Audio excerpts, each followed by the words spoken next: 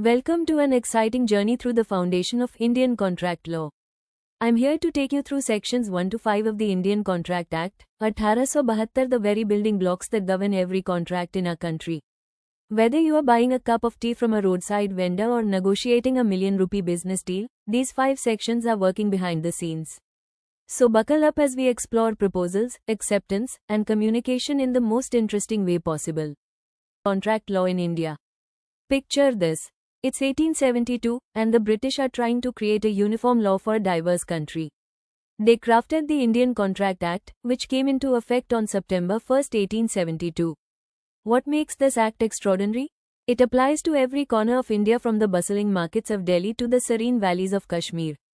Think about it: every time you book an Uber, order food online, or even buy vegetables from your local vendor, you are operating under this 150-year-old act. The beauty lies in its universality. Unlike many laws that have state variations, contract law remains consistent across India. This creates a unified legal framework that businesses and individuals can rely on, whether they're in Mumbai or Manipur.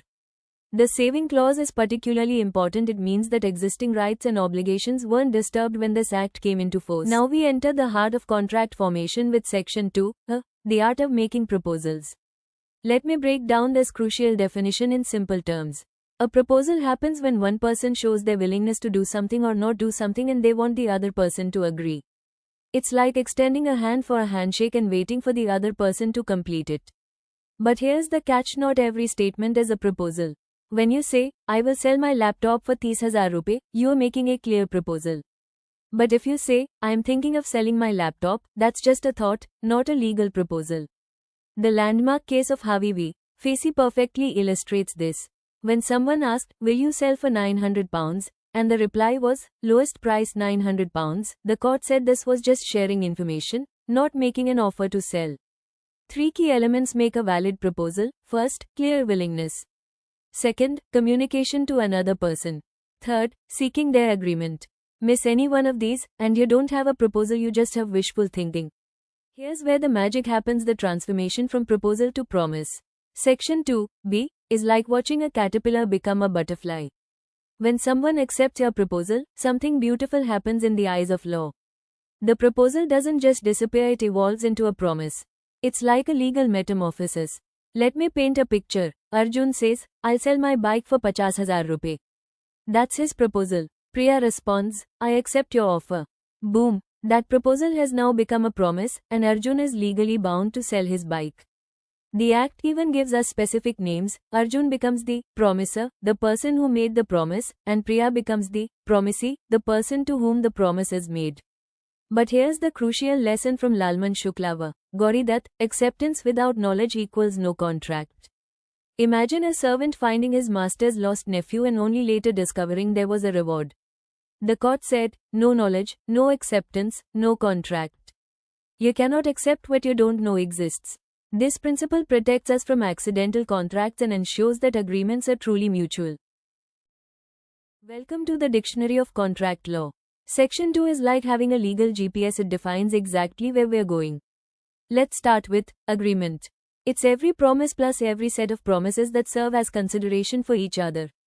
Think of it as a legal equation: agreement equals promise plus counter promise. Then comes consideration, the golden rule that there are no free lunches in contracts. It's the something in return that makes promises legally binding. It could be money, goods, services, or even a promise to do or not do something. The consideration can be from the past, present, or future, but it must always move at the desire of the promiser. Now, the ultimate goal: contract. This is where the rubber meets the road. A contract is simply an agreement that's enforceable by law. A magic formula: contract equals agreement plus legal enforceability. But beware of the void agreement. It looks like a contract, smells like a contract, but legally, it's worthless.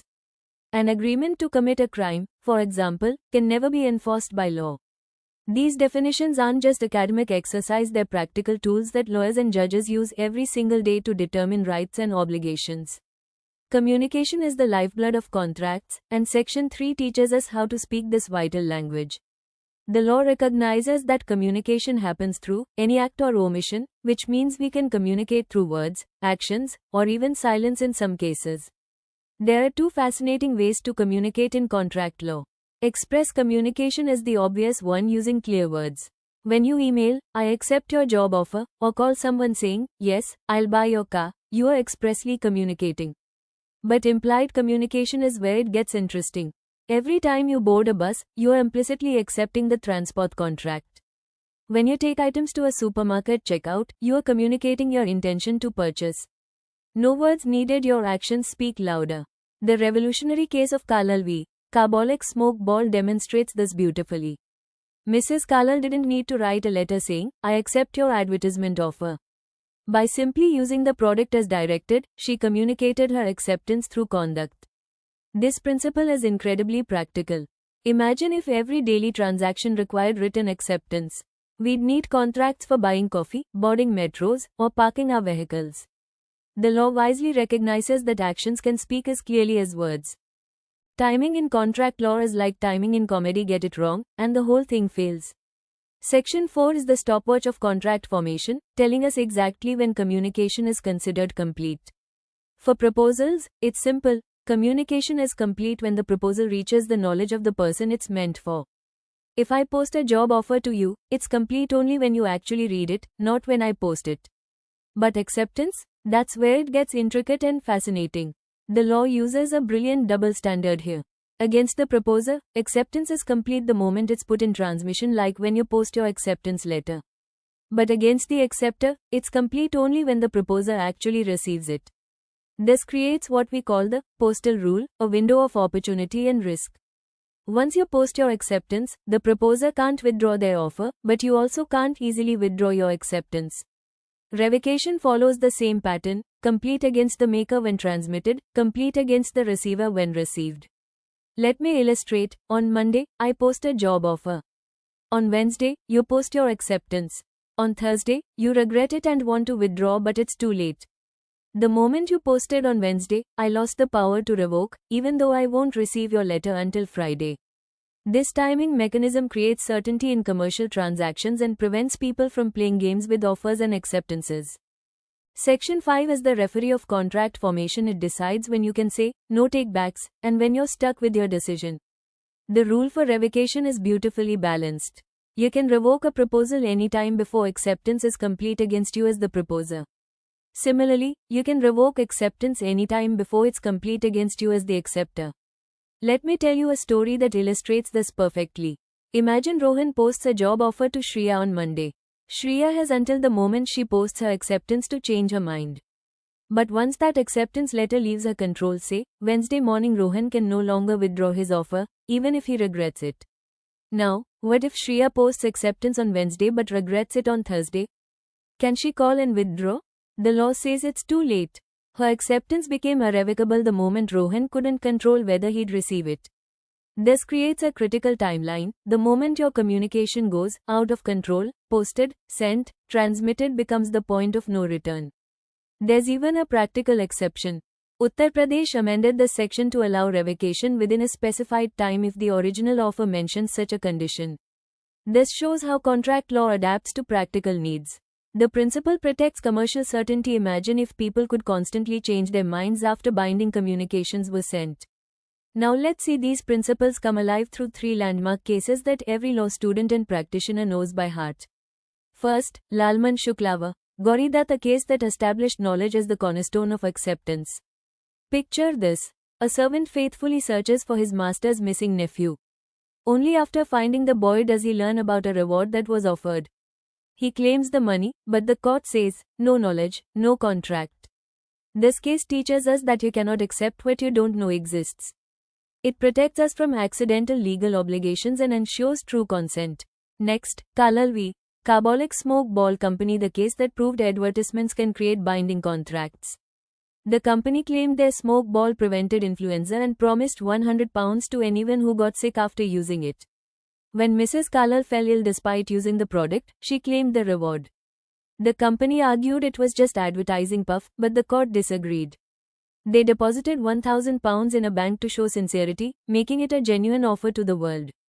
Mrs. Carlyle accepted by performance using the product as directed. Finally, Harvey v. Facey taught us that stating a price isn't the same as offering to sell. When Harvey asked if Facey would sell land for £900 and Facey replied, lowest price £900, Harvey thought he could accept. But the court ruled that Facey was merely providing information, not making an offer. A price quote is just data, not an invitation to contract. These cases continue to guide courts today, showing how legal principles apply to real human situations. As we conclude this journey through the foundation of Indian contract law, let's crystallize the key insights that will serve you throughout your legal career. Remember the 5 pillars. Section 1 gives universal application across India. Section 2 provides crystal clear definitions that prevent confusion. Section 3 recognizes multiple ways to communicate legally. Section 4 establishes precise timing for contract formation. And Section 5 creates limited windows for withdrawal, ensuring commercial certainty. Here are your memory anchors. A proposal needs willingness, communication, and assent seeking. Acceptance must be absolute and communicated. Timing is everything. Master the postal rule. Knowledge is power. There are no accidental contracts. For your judiciary examination success, follow this strategy. Learn every definition word by word. They're often asked verbatim. Understand how case law applies these principles to real situations. Practice timeline problems until they become second nature. Know the exceptions and state amendments. They show deeper understanding. Most importantly, remember that these 5 sections aren't just academic concepts, they're living, breathing principles that govern millions of transactions daily.